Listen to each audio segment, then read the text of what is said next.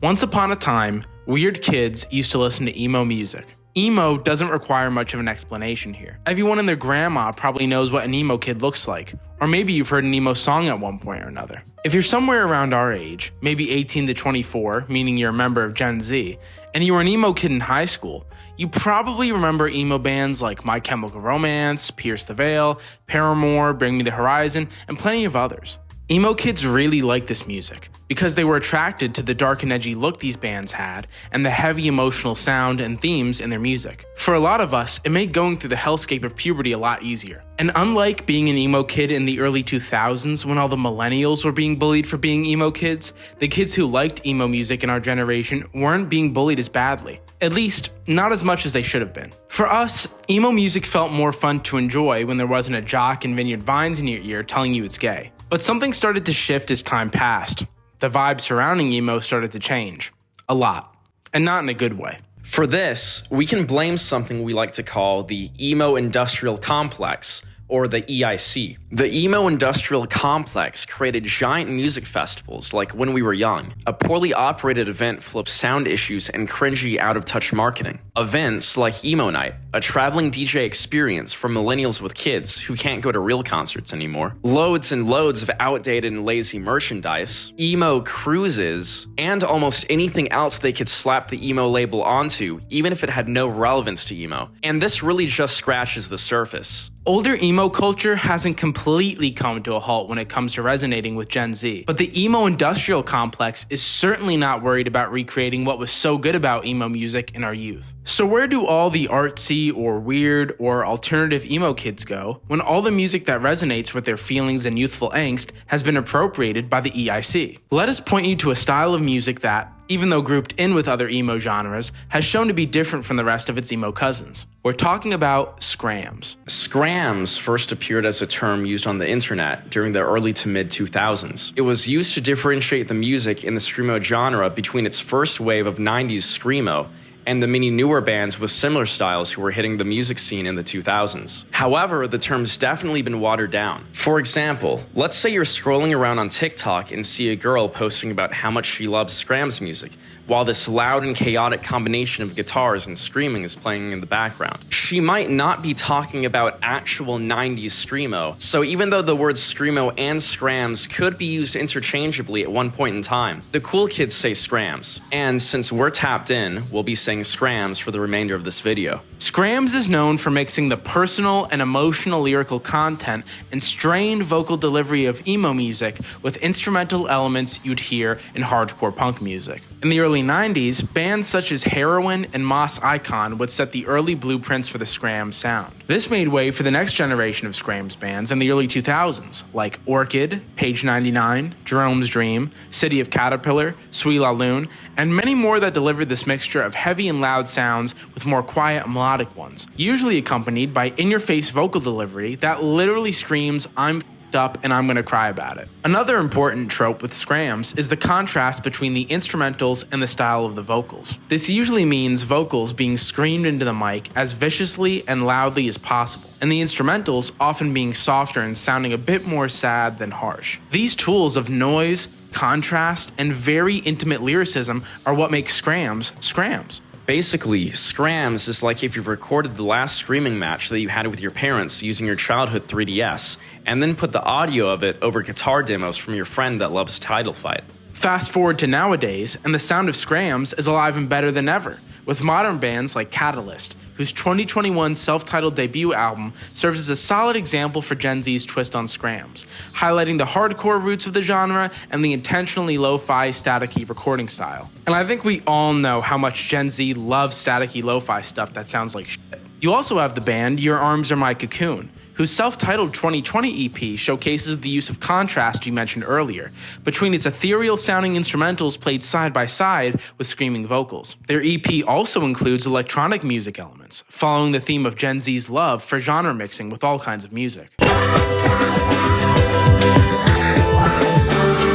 Some more examples of modern scrams include bands like Newgrounds Death Rugby, Pianos Become the Teeth, Shin Guard, I Hate Sex, So Without, and of course the band Versus Self. Versus Self in particular is a good example of branch-off sounds from emo like Midwest Screamo, a combination of the two most insufferable aspects of emo, Midwest emo and scrams. Midwest Screamo marks the most incestuous and concentrated form of the contrast in scrams that we've been talking about, swirling together the noodly melodies and math riffs of classic Midwest emo with the harshly desperate screams which define the scram sound, all for the sake of creating this godforsaken inbred child of emo. Now, at first, it seems easy to assume that the only reason that scrams is getting so popular with Gen Z is because it seems like everything from the past is endlessly getting recycled and reclaimed by this generation. There are loads of other branch-off genres of emo that have come and gone, such as emo pop punk, emo metalcore, emo trap, and way too many other regular genres of music that just get the term emo slapped onto the front of it after something comes out with more depressing lyrics and a slightly whinier vocalist. Another example of this trend with Gen Z bringing back older genres is the revival of shoegaze, a genre characterized by its noisiness, many layers of hazy guitar effects, and plethora of good-for-nothing rabble-rousers. Bro, what the you playing, bro? Analyzing recent trends and seeing that their roots all date back to around the same time period, in and near the early 90s. Why didn't scrams come back first instead of these other genres? And why wasn't it a bigger deal back in the day? Is it because scrams is sonically harsher and more abrasive, making it less listenable to your average Joseph? Was scrams simply outshined by the hype of the other comeback genres? Maybe fans of the shoegaze revival are simply a lot louder minority compared to fans of scrams. Or maybe scrams was overshadowed by its quieter, more reserved Midwest emo older brother, or any other of its pesky emo siblings. Although a lot of Gen Z kids are coming around to the crazy sounds of scrams, it still doesn't seem to have quite as large a following as a lot of the other upcycled/recycled music genres. Why is that? The internet, especially TikTok. TikTokification is a word that's been thrown around to describe what's been happening with so many older music genres coming back and running through Gen Z's For You pages like rapid fire. Lots of diehard fans of these formerly more underground genres see this TikTokification as a bad thing, because they don't want all the normies infiltrating their super secret cool kid club. But that isn't the problem. The problem lies with scrams itself. You see, scrams isn't quite as broadly listenable or popular as a lot of other music genres in Gen Z's alternative music world right now. And to the average scrams fan, this only increases the appeal even more. Scrams fans think they're the shit because they're fans of a genre of music that most people find genuinely difficult to listen to. In fact, the fewer people that like something, the more likely it is that this sorry group of people will flock to it. They will do anything they can to set themselves apart from the norm. Because, unfortunately, due to their extreme fear of exiting their homes, they have no outstanding talents or marketable skills to set them apart otherwise,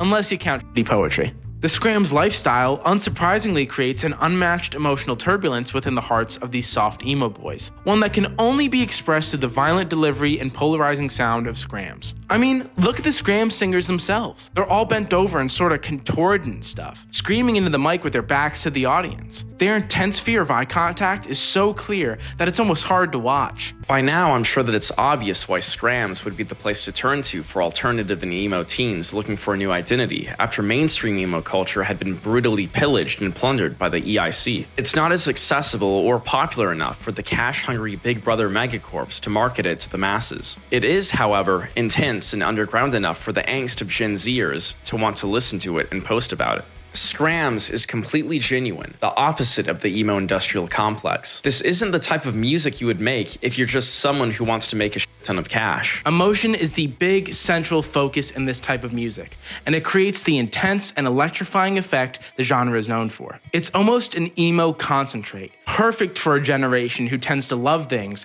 that are a lot of everything. Bold, intense, and perhaps a little bit bad sounding according to any random normie you might encounter. These are all characteristics that alt Gen Z kids are drawn to, simply because they're doing all they can to run as far as possible from corny, cringe, or basic, terms which might as well be slurs to them. It makes perfect sense that scram sits right where it does on the roster of popular recycled music trends. It's not quite at shoegaze level because shoegaze is just a little more dreamy, more well-liked, and overall easier to listen to. And maybe it's just under or adjacent to the likes of Midwest emo, a still emotional but more mellowed out style of music. Either way, it's definitely outranking corporate emo.